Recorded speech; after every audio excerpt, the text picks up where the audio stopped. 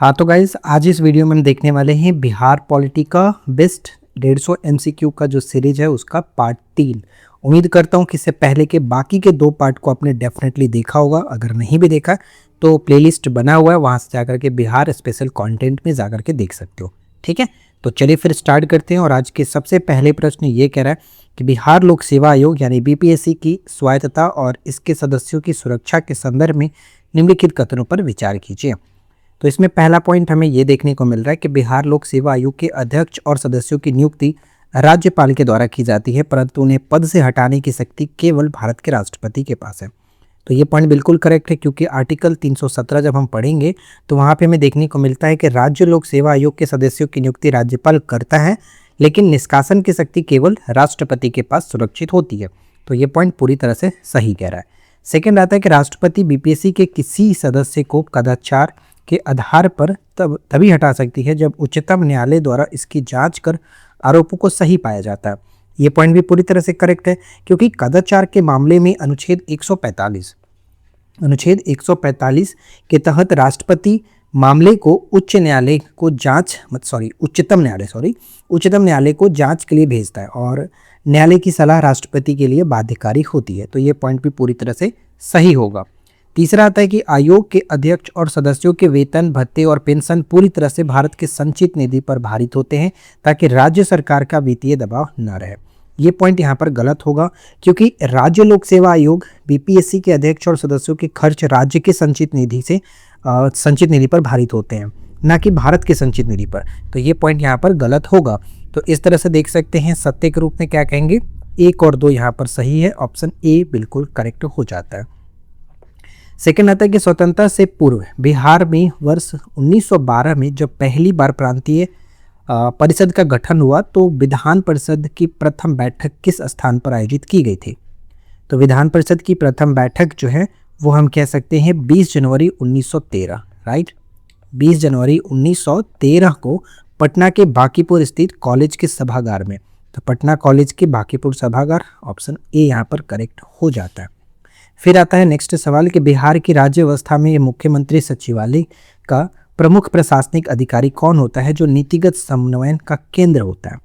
तो यहाँ पे कहेंगे कि मुख्यमंत्री के प्रधान सचिव, ऑप्शन बी, मुख्यमंत्री के प्रधान सचिव, यानी मुख्यमंत्री सचिवालय का नेतृत्व भारतीय प्रशासनिक सेवा आईएएस की बहुत वरिष्ठ अधिकारी द्वारा किया जाता है, जिन्हें मुख्यमंत्री का प्रधान सचिव या फिर मुख्य सचिव स्तर का अधिकारी कहा जाता है। तो यहाँ पर करेक्ट होगा। फिर आता है बिहार विधान सभा के किसी विधेयक पर गतिरोध होने की स्थिति में क्या राज्य विधानमंडल के दोनों सदनों की संयुक्त बैठक बुलाने का कोई संवैधानिक विकल्प मौजूद है। तो यहाँ पे कह सकते हैं कि ऐसा नहीं है। राज्यों के मामले में विधानमंडल की संयुक्त बैठक का कोई संवैधानिक प्रावधान नहीं है। एक पॉइंट याद रखिएगा कि केंद्र में संसद के दोनों सदनों के बीच गतिरोध दूर करने के लिए अनुच्छेद 108 को संयुक्त, जो आपको पता है कि संयुक्त बैठक बुलाई जाती है, और जिसकी अध्यक्षता कौन करता है, लोकसभा अध्यक्ष करता है, और बुलाता कौन है, राष्ट्रपति बुलाता है 108 आर्टिकल के तहत। परंतु राज्यों की द्विसदनीय व्यवस्था, जैसे बिहार मान लीजिए या फिर कोई और स्टेट मान लीजिए, उसमें संयुक्त बैठक का कोई प्रावधान नहीं होता है। यहाँ विधानसभा का निर्णय ही अंतिम माना जाता है। तो ये पॉइंट यहाँ पर कह सकते हैं बी हमारा सही होगा, राइट। अगला सवाल क्या है, नेक्स्ट है कि बिहार राज्य वित्त आयोग के गठन और उनकी भूमिका के संदर्भ में निम्नलिखित कथनों पर विचार कीजिए। तो इसमें हमारा पहला पॉइंट क्या बनता है, पहला कह रहा है कि राज्य वित्त आयोग एक संवैधानिक निकाय है जिसका गठन संविधान के अनुच्छेद 243 के आई के तहत प्रत्येक 5 वर्ष में किया जाता है। तो इस पॉइंट में कोई दिक्कत नहीं होगा, क्योंकि 73वें संशोधन के बाद राज्य वित्त आयोग को अनुच्छेद 243 आई और 243 वाई के तहत एक मजबूत संवैधानिक दर्जा दिया गया है, संवैधानिक निकाय। तो ये पॉइंट बिल्कुल करेक्ट है। फिर आता है कि इसका मुख्य कार्य राज्य सरकार द्वारा एकत्रित करों, शुल्कों और फीसों की कुल शुद्ध प्राप्तियों को राज्य और पंचायती राज्य संस्थाओं के बीच विभाजित करने के सिद्धांतों की अनुशंसा करना है। ये पॉइंट करेक्ट होगा। राज्य और स्थानीय निकाय यानी कि पंचायतों और नगरपालिकाओं के बीच वित्तीय संसाधनों के बंटवारे के फॉर्मूले तय करना ही इसका प्राथमिक कार्य होता है। तो ये पॉइंट सही होगा। तीसरा आता है कि राज्य वित्त आयोग अपनी वार्षिक रिपोर्ट सीधे बिहार विधानसभा के अध्यक्ष को सौंपता है, जो इसे बिना किसी देरी के सदन में पलट रखता है। ये पॉइंट गलत होगा क्योंकि राज्य वित्त आयोग अपनी रिपोर्ट राज्य के राज्यपाल को सौंपता है। ठीक है, राज्य के राज्यपाल को सौंपता है, यहाँ पर विधानसभा के अध्यक्ष कह रहा है, ये पॉइंट गलत होगा। राज्यपाल इस रिपोर्ट को सरकार की कार्यवाही के विवरण के साथ विधानमंडल के दोनों सदनों में पलट कर ध्यान रखिएगा कि दोनों सदनों के पटल पर रखवाता है, इस तरह से कह सकते हैं। तो यहाँ पे पलट रख मैंने पढ़ा था, मिस्टेक है। तो कुल मिलाकर कह सकते हैं ये पॉइंट यहाँ पर यह गलत होगा क्योंकि ये विधानसभा के अध्यक्ष को नहीं राज्यपाल को सौंपा जाता है। तो सत्य के रूप में देख सकते हैं 1 और 2 यहाँ पर करेक्ट होगा, ऑप्शन ए को टिक करेंगे। उम्मीद है यहाँ तक किसी तरह का कोई दिक्कत नहीं है। क्षेत्रीय और विकासात्मक प्रशासन के सुदृढ़ीकरण के संदर्भ में निम्नलिखित कथनों पर विचार करें। तो इसमें पहला पॉइंट आता है कि बिहार का जिला योजना प्राधिकरण डिस्ट्रिक्ट प्लानिंग कमेटी एक संवैधानिक संस्था है जिसका गठन यहाँ पर कह सकते हैं 74वें संविधान संशोधन के तहत जिला स्तर पर शहरी और ग्रामीण योजनाओं के एकीकरण के लिए किया जाता है। तो इस पॉइंट में कोई दिक्कत नहीं होगा क्योंकि आर्टिकल 243 का ZD आप जब पढ़ेंगे तो वहाँ पे बताया जाता है कि इसके तहत जिला योजना जो समिति है इसका गठन अनिवार्य है जो जिले के समेकित विकास योजना तैयार करती है। तो ये पॉइंट सही होगा। सेकंड क्या बनता है कि जिला योजना समिति के कुल सदस्यों में से कम 80% यानी 4/5 जो सदस्य है जिला परिषद और नगर निकायों के निर्वाचित सदस्यों द्वारा स्वयं से ही चुने जाते हैं। तो ये भी एक तरह से करेक्ट होगा। फिर आता है तीसरा पॉइंट कि बिहार के सभी जिलों में जिला योजना समिति का पदेन अध्यक्ष अनिवार्य रूप से केवल जिले का प्रमंडलीय आयुक्त ही होता है। ये पॉइंट गलत होगा क्योंकि बिहार में जिला योजना समिति का अध्यक्ष सामान्यतः राज्य सरकार द्वारा मनोनीत कोई मंत्री या फिर जिला परिषद का अध्यक्ष होता है, प्रमंडलीय आयुक्त इसका अध्यक्ष नहीं होता। ये पॉइंट गलत होगा। तो यहाँ पे कहेंगे कि सत्य के रूप में 1 और 2 करेक्ट है, ऑप्शन ए। नेक्स्ट सवाल आता है कि बिहार विधानसभा में विपक्ष के नेता को वैधानिक मान्यता प्राप्त करने के लिए उसके दल के पास कम से कम विधानसभा की कुल सीटों का कितना प्रतिशत होना अनिवार्य है। तो उसके पास कुल सीटों का 10% होना अनिवार्य है। यहाँ पर बी बिल्कुल करेक्ट होगा। ठीक है, तो ऑप्शन बी को टिक करेंगे। बिहार विधानसभा में अगर बात करें तो न्यूनतम 25 सीट उसके पास होना अनिवार्य होगा। अगला सवाल नेक्स्ट है कि बिहार पंचायती राज अधिनियम 2006 के तहत जिला परिषद की 1 वर्ष में कम से कम कितनी बैठकें आयोजित होनी कानूनी रूप से अनिवार्य किया गया। तो 1 वर्ष में कम से कम यहाँ पे कह सकते हैं वर्ष में कम से कम 4 बैठकें यानी प्रत्येक 3 महीने में 1 बार बैठक होना अनिवार्य किया गया, ऑप्शन बी। नेक्स्ट आता है कि बिहार में प्रमंडलीय आयुक्त यानी डिविजनल कमिश्नर का पद प्रशासनिक पदानुक्रम में किन 2 अधिकारियों के बीच एक महत्वपूर्ण कड़ी के रूप में कार्य करता है। तो राइट आंसर क्या बनेगा, जिला मजिस्ट्रेट और राज्य सरकार सचिवालय के बीच, ऑप्शन बी को टिक करेंगे। ठीक है, आगे बढ़ते हैं। नेक्स्ट आता है कि बिहार विधान परिषद की विधायी शक्तियों और इसकी सीमाओं के संदर्भ में निम्नलिखित कथनों पर विचार कीजिए। तो इसमें पहला पॉइंट हमें देखने को मिलेगा कि बिहार विधान परिषद किसी भी वित्तीय विधेयक को न तो अस्वीकार कर सकती है और न ही उसमें ऐसा कोई संशोधन कर सकती है जो विधानसभा को अमान्य हो। तो इस पॉइंट पर अगर बात करें जिसमें कि धन और वित्तीय विधेयकों के मामले में विधानसभा को एकाधिकार प्राप्त है, विधान परिषद केवल सिफारिशें दे सकती है, जिन्हें मानना या ना मानना ये आपका विधानसभा पर निर्भर करता है। तो ये पॉइंट हमारा पूरी तरह से सही होगा। सेकंड आता है कि यदि विधानसभा द्वारा पारित किसी साधारण विधेयक को विधान परिषद पहली बार में अस्वीकार कर देता है तो वह विधेयक स्वतः ही समाप्त हो जाता है और उसे दोबारा पेश नहीं किया जा सकता है।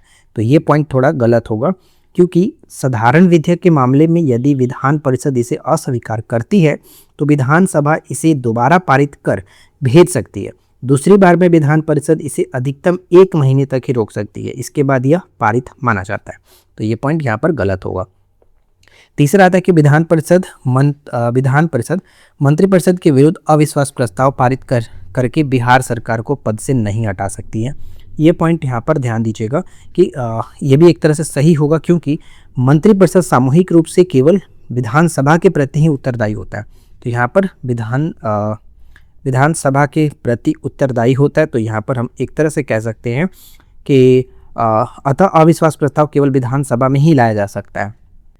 तो विधानसभा में लाया जा सकता है लेकिन यहाँ पर विधान परिषद की बात की जा रही है, इसलिए ये पॉइंट हमारा एक तरह से तो ध्यान से समझिएगा, जैसे कि कहने का तात्पर्य ये हुआ, इस पॉइंट में कोई दिक्कत नहीं है, क्योंकि विधान परिषद मंत्री कह रहा है कि विधान परिषद मंत्रिपरिषद के विरुद्ध अविश्वास प्रस्ताव पारित करके बिहार सरकार को पद से नहीं हटा सकती है। सही बात है, नहीं हटा सकती है, क्योंकि मंत्रिपरिषद सामूहिक रूप से वो विधानसभा के प्रति उत्तरदायी होते हैं। अतः अविश्वास जो प्रस्ताव है वो केवल विधानसभा में ही लाया जा सकता है। तो ऐसा यहाँ पर विधान परिषद वाला जो मैटर कह रहा है वो बिल्कुल करेक्ट है। तो फर्स्ट और थर्ड यहाँ पर सही होगा, 1 और 3 को टिक करेंगे, ऑप्शन सी यहाँ पर सही हो जाता है। नेक्स्ट सवाल देखिए, अगला है कि बिहार के राज्यपाल की क्षमादान शक्तियों के संबंध में निम्नलिखित कथनों पर विचार करें। तो इसमें पहला पॉइंट है कि संविधान के अनुच्छेद 161 के तहत बिहार के राज्यपाल को राज्य कानून के खिलाफ किए गए अपराधों के लिए दोषी व्यक्ति को सजा को क्षमा जिसको हम लोग कहते हैं प्रलंबन, और एक कहते हैं विराम या फिर इसे परिहार कहा जाता है, करने की शक्तियां प्राप्त है। तो इस पॉइंट में कोई दिक्कत वाली बात नहीं है, ये पॉइंट पूरी तरह से सही होगा, क्योंकि आर्टिकल 161 जो कि क्षमादान की शक्ति देता है राज्यपाल को, तो ये पॉइंट पूरी तरह से करेक्ट है। सेकंड की बात करें तो राज्यपाल के पास कोर्ट मार्शल द्वारा दी गई सजा को पूरी तरह से माफ़ करने या फिर बदलने का समान अधिकार सुरक्षित है। ये पॉइंट गलत है, क्योंकि कोर्ट मार्शल यानी मिलिट्री कोर्ट के फैसलों के खिलाफ क्षमादान देने की शक्ति केवल भारत के राष्ट्रपति के पास है, राज्यपाल के नहीं। ये गलत होगा। नेक्स्ट आता है कि भारत के राष्ट्रपति की तरह बिहार के राज्यपाल को भी किसी अपराधी को मिली मृत्युदंड की सजा को पूर्णतः क्षमा कर सकता है। ये पॉइंट यहाँ पर गलत होगा। राज्यपाल मृत्युदंड की सजा को स्थगित या फिर कम तो कर सकते हैं, परंतु उसे पूरी तरह से क्षमा करने का अधिकार केवल राष्ट्रपति को है। ये पॉइंट यहाँ पर गलत है। तो सत्य के रूप में केवल ए को टिक करेंगे, ऑप्शन ए यहाँ पर सही होगा। नेक्स्ट आता है कि बिहार विधानसभा के नियमों के अनुसार सदन की कार्यवाही शुरू करने और उसे वैध मानने के लिए आवश्यक गणपूर्ति न्यूनतम कितनी होनी चाहिए? तो ये आपका 1/10 होना चाहिए, यानी 10 या फिर 10 सदस्य जो भी अधिक हो। तो यहाँ पर हम बी को टिक करेंगे, बिहार विधानसभा की बात की जा रही है।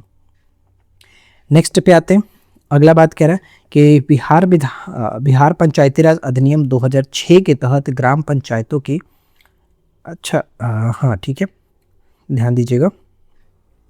बिहार पंचायती राज अधिनियम 2006 के अनुसार ग्राम पंचायत की किसी भी बैठक के आयोजन के लिए निर्वाचित सदस्यों की न्यूनतम कितनी उपस्थिति गणपूर्ति अनिवार्य होती है?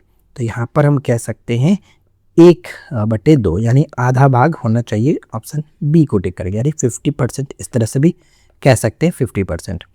नेक्स्ट है कि बिहार के विधायी इतिहास में राज्य विधानसभा के अब तक इतिहास में सबसे लंबे समय तक अध्यक्ष के पद पर रहने का गौरव किसे प्राप्त है? तो लंबे समय तक बिंदेश्वरी प्रसाद वर्मा जी जो है, बिंदेश्वरी प्रसाद वर्मा स्वतंत्रता के बाद 1946 से 1962 तक, जो कि लगभग 16 वर्ष का कार्यकाल, ठीक है, 16 वर्ष बिहार विधान सभा के अध्यक्ष रहे थे, जो राज्य के विधायी इतिहास में किसी भी अध्यक्ष का सबसे लंबा कार्यकाल हो जाता है। तो ऑप्शन ए यहाँ पर करेक्ट होगा। नेक्स्ट प्रश्न आता है कि बिहार प्रशासनिक सुधार मिशन यानी बीपीएसएम और बिहार लोक सेवाओं का अधिकार अधिनियम 2011 आरटीपीएस के संदर्भ में निम्नलिखित कथनों पर विचार कीजिए। तो इसमें पहला पॉइंट आता है कि बिहार देश का पहला ऐसा राज्य था जिसने नागरिकों को समयबद्ध तरीके से सरकारी सेवाएं देने के लिए लोक सेवा आयोग अधिकार कानून यानी राइट टू पब्लिक सर्विस जो एक्ट है इसे लागू किया है। तो एक तरह से कह सकते हैं ये पॉइंट पूरी तरह से करेक्ट है, क्योंकि 15 अगस्त यानी बिहार ने प्रशासनिक पारदर्शिता बढ़ाने के लिए 15 अगस्त 2011 को ऐतिहासिक रूप से आरटीपीएस कानून लागू किया था। ठीक है, तो ये पॉइंट करेक्ट है। सेकंड आता है कि इस अधिनियम के तहत यदि कोई नामित लोक सेवक तय समय सीमा के भीतर जाति आय या फिर आवासीय प्रमाण पत्र जैसी सेवाएं देने में विफल रहता है तो उस पर जो कि वित्तीय अर्थदंड लगाया जा सकता है। ये भी एक तरह से करेक्ट होगा, इस पर भी कोई दिक्कत नहीं है।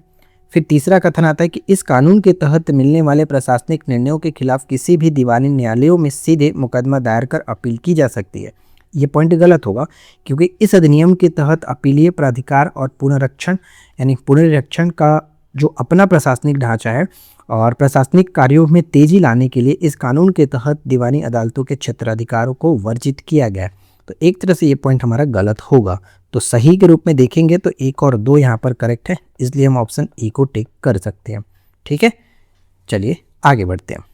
देखिए, इसके बाद हमारा नेक्स्ट जो प्रश्न बनता है कि बिहार के महाधिवक्ता कार्यालय और राज्य के कानून व्यवस्था नियंत्रण के संदर्भ में निम्नलिखित कथनों पर विचार करें।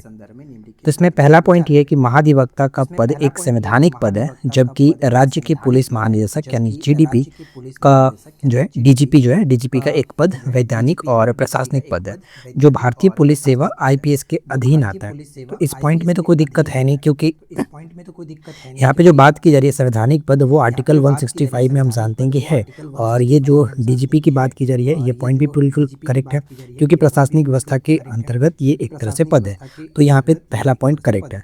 सेकेंड है कि महाधिवक्ता राज्य के गृह सचिव के अधीन कार्य करता है और उसे अपनी प्रत्येक कानूनी रिपोर्ट पर पहले गृह मंत्रालय को सौंपनी होती है। ये पॉइंट पूरी तरह से गलत हुआ, क्योंकि महाधिवक्ता जो है एक तरह से स्वतंत्र संवैधानिक अस्तित्व रखता है। वह सीधे राज्य सरकार यानी मंत्री परिषद या फिर राज्यपाल के प्रति जवाबदेह होता है। वह किसी सचिव या फिर डीजीपी के प्रशासनिक नियंत्रण के अधीन नहीं होता है। तो ये पॉइंट यहाँ पर गलत है। तीसरा आता है कि महाधिवक्ता को राज्य विधानमंडल की विशेषाधिकार समिति का सदस्य भी बनाया जा सकता है, भले ही वह सदन का निर्वाचन सदस्य ना हो। ये पॉइंट करेक्ट है, क्योंकि आर्टिकल 177 जो है इसके अंतर्गत कहा जाता है कि सदन की समितियों का सदस्य नामित होने का अधिकार है और जिसमें वह भाग ले सकता है, परंतु मतदान का अधिकार नहीं है, ये आपको पता होगा। तो यहाँ पे फर्स्ट और थर्ड तो करेक्ट है। सत्य के रूप में फर्स्ट और थर्ड, यहाँ पे ऑप्शन हम सी को टिक करेंगे। नेक्स्ट आता है कि बिहार पंचायती राज अधिनियम 2006 के तहत जिला योजना समिति के सदस्य के रूप में निम्नलिखित में से कौन अनिवार्य रूप से शामिल होता है? यानी जिला योजना समिति डिस्ट्रिक्ट प्लानिंग कमेटी में सदस्य के रूप में कौन शामिल होता है? तो जिला परिषद का निर्वाचित सदस्य चेयरमैन, ऑप्शन बी हो जाता है यहाँ पर करेक्ट आंसर। फिर है कि बिहार विधानसभा के किसी सदस्य की अयोग्यता से जुड़े उन मामलों पर जो दल बदल से भिन्न हो, अंतिम निर्णय लेने का अधिक प्रक्रिया क्या है? अंतिम निर्णय लेने की जो प्रक्रिया है वो यहाँ पे कह सकते हैं राज्यपाल का, और भारत के निर्वाचन आयोग से परामर्श कर निर्णय लेता है। यानी राज्यपाल भारत के निर्वाचन आयोग से परामर्श लेकर के निर्णय ऐसा ले सकता है। तो राइट आंसर बी को टिक कर सकते हैं। अगला सवाल ये बनता है कि बिहार लोक शिकायत निवारण अधिकार अधिनियम 2015 के तहत नागरिकों को अपनी शिकायतों के निवारण के लिए कितने स्तरों पर अपीलीय ढांचा प्रदान करता है? तो यहाँ पर हम कह सकते हैं कितने स्तरों पर? तो 3 स्तरों पर। यहाँ पे ध्यान रखेंगे 3 स्तरों पर, और वो 3 स्तर कौन कौन से होंगे? तो पहला जो होगा वो कह सकते हैं प्रथम जो है वो अनुमंडल स्तर पर, ठीक है, अनुमंडल स्तर पर, अनुमंडल स्तर पर। दूसरा जो आता है वो दूसरा हम जिला स्तर पर रख सकते हैं, जिला स्तर पर, जिला स्तर पर अपीलीय प्राधिकारी। और थर्ड जो है वो आप याद रखिएगा, तीसरा जो है राज्य स्तर का, राज्य स्तर पर पुनरीक्षण जो प्राधिकारी होता है उनको हम यहाँ पे कह सकते हैं। यहाँ पे 3 तरह से होगा, इसलिए ऑप्शन बी। नेक्स्ट सवाल आता है कि बिहार की विधायी प्रक्रियाओं और विधायकों के वर्गीकरण के संदर्भ में निम्नलिखित कथनों पर विचार करें। पहला पॉइंट है कि कोई विधेयक धन विधेयक है या नहीं, इसका निर्णय करने का अंतिम अधिकार केवल बिहार विधानसभा अध्यक्ष के पास होता है। तो ये तो हम जानते हैं, इसमें तो कोई दिक्कत है ही नहीं, क्योंकि आर्टिकल 193 है 1993 के अंतर्गत राज्य विधानसभा अध्यक्ष का यह निर्णय अंतिम होता है कि कोई विधेयक धन विधेयक है या फिर नहीं। तो यहाँ पर ये पॉइंट करेक्ट है। सेकेंड है कि विधान परिषद द्वारा, ध्यान रखिएगा, विधान परिषद द्वारा धन विधेयक में की गई किसी भी सिफारिश या फिर संशोधन को मानने के लिए बिहार विधान सभा पूरी तरह से स्वतंत्र है, वह इसे पूरी तरह से खारिज भी कर सकती है। एक तरह से ये भी करेक्ट है, क्योंकि धन विधेयक पर विधान परिषद की केवल जो स्थिति है वो एक तरह से परामर्शदात्री है। विधानसभा उसकी सिफारिशों को स्वीकार या फिर एक कह सकते हैं अस्वीकार करने के लिए एकदम स्वतंत्र है, ठीक है। तो यहाँ पे हमारा सेकंड पॉइंट करेक्ट होगा। तीसरा आता है कि यदि राज्यपाल किसी गैर वित्तीय साधारण विधेयक को पुनर्विचार के लिए वापस भेजता है और विधानसभा उसे पुनः बिना किसी संशोधन के पारित कर देता है, तो राज्यपाल दूसरी बार उस पर सहमति देने के लिए बाध्य है। तो ये पॉइंट ध्यान रखिएगा। आर्टिकल 200 के तहत यदि सदन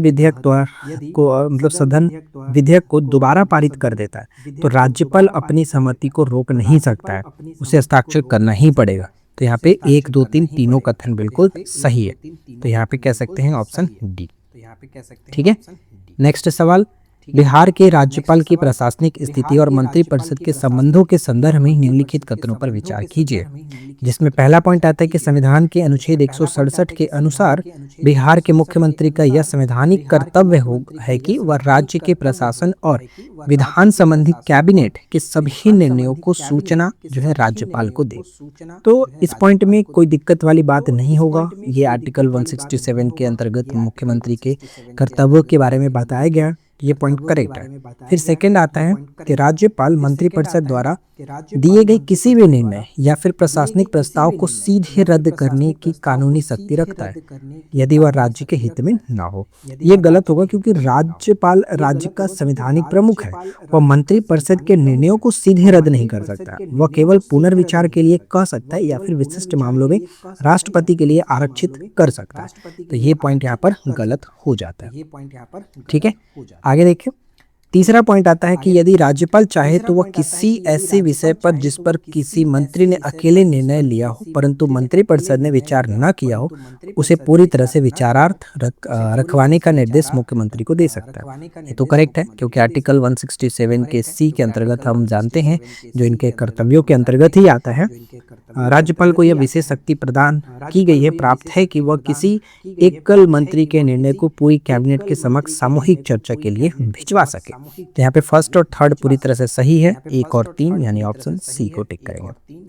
अगला सवाल आता है कि बिहार विधानसभा चुनाव के इतिहास में इलेक्ट्रॉनिक वोटिंग मशीन ईवीएम का प्रयोग पूर्ण रूप से सभी निर्वाचन क्षेत्रों में किस वर्ष प्रारंभ हो चुका था? किस वर्ष के चुनाव से प्रारंभ हो चुका था? तो 2005 से।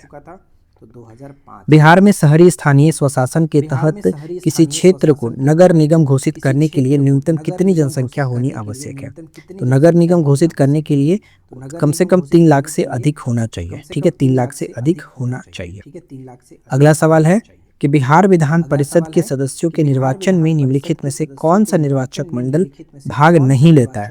तो कौन सा निर्वाचक मंडल भाग नहीं लेता है? तो यहाँ पे ध्यान दीजिएगा, जैसे कि राज्य की ग्राम पंचायतों के निर्वाचित जो वार्ड सदस्य होते हैं सीधे तौर पर पृथक निर्वाचक मंडल के रूप में भाग नहीं लेते। तो यहाँ पे हमारा करेक्ट आंसर सी को टिक करेंगे।